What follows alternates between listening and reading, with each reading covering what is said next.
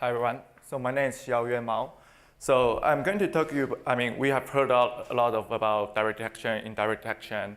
And my talk will be followed by Oliver on the simulation. So what I'm going to talk about is a special case where we can use simulation to contribute to the search of dark matter. So this is going to be a very short talk.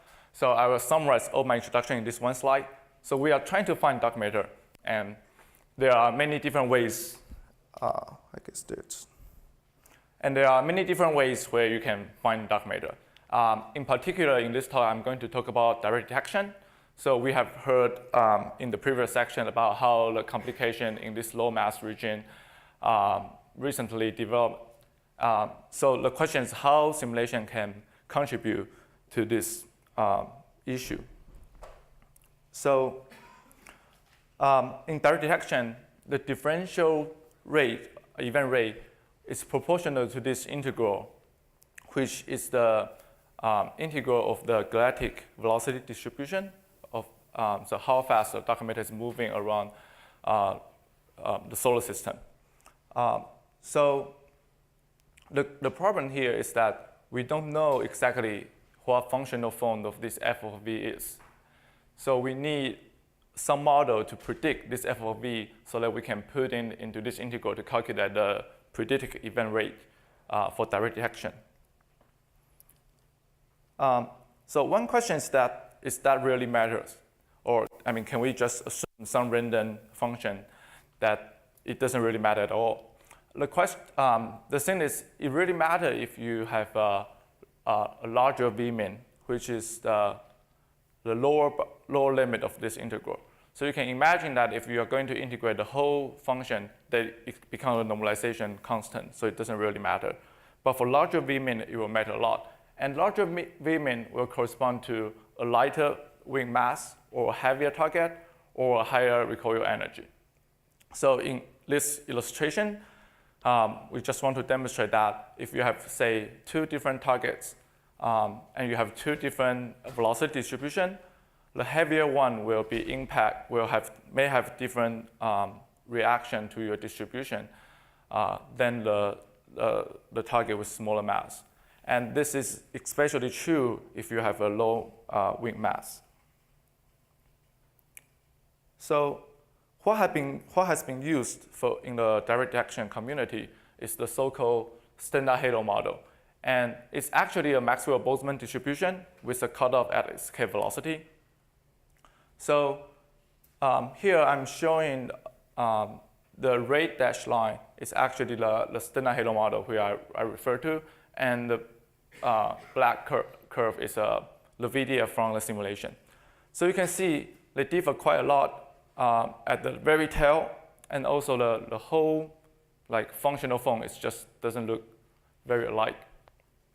Now, why do people use the standard halo model? It doesn't really come out from nowhere.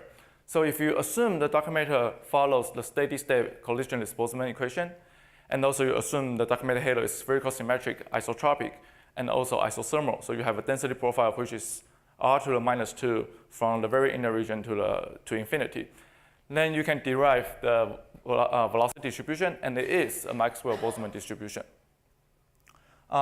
Definitely, we know that none of the assumptions here listed is true that we see in the simulation. And we can definitely remove some of the assumptions here. Nevertheless, that still doesn't look quite like the simulations. So here we propose a new velocity distribution function model, which we directly fit the functional form with simulations. So here I'm showing one dark matter simulation. So this is a simulation done by Heidi Wu and Oliver Han. So this is a cluster size halo, and later I will tell you about how we test this with different halo with different masses. But the point is that you can see that the model we show here, the red one, fits to the simulation pretty well. I don't know why there's this spot, but where the other models, the blue one is the standard halo model, which I already showed you, and the other two, the cyan one and the green one, are also the analytic calculation with some assumption removed, like The green one is removing isotropic assumption. And if you also remove the density profile, you can get a different velocity distribution. But none of them can reproduce the simulation quite well.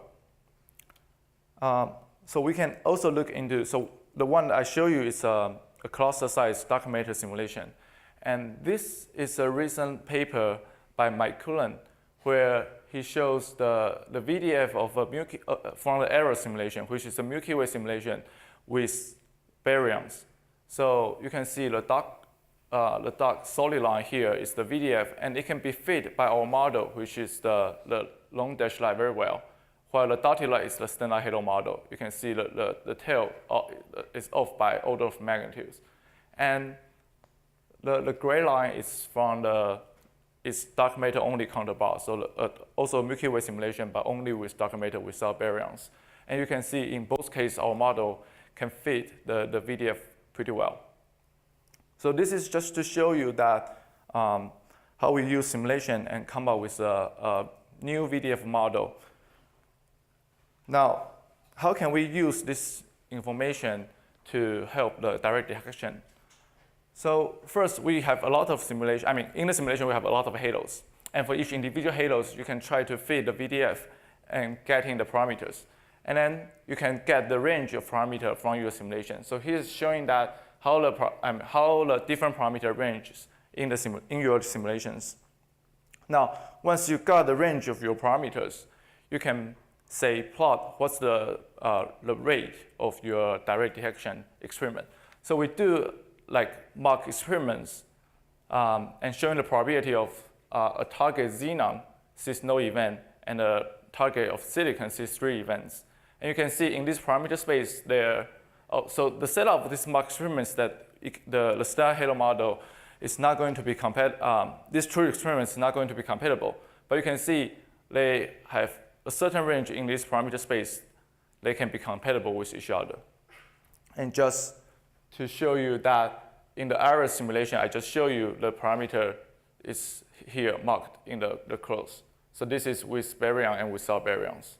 So you can definitely see there's possibility that these experiments can be compatible if you use a different velocity distribution function.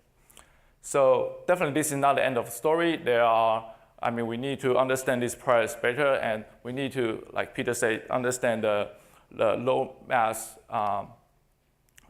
the signal response better, and also there are substructural baryons.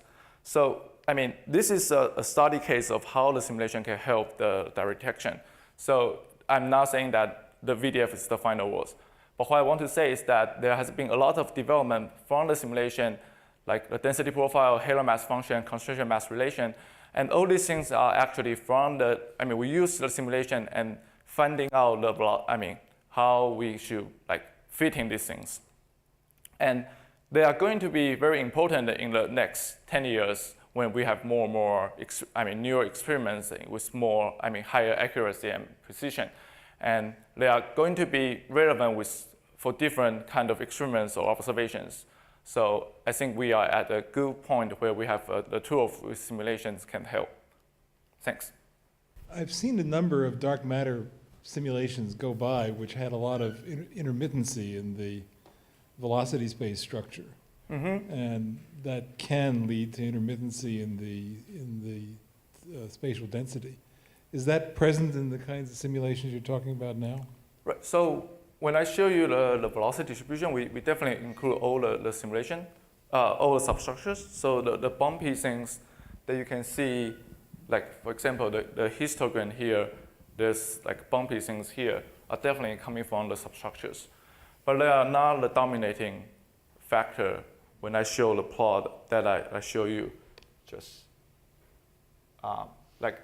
in this kind of probability calculation, they are not the dominating factors, because the dominating factor is going to be this very different. You can see this bumpy substructure is not going to dominate if you assume just a wrong functional form.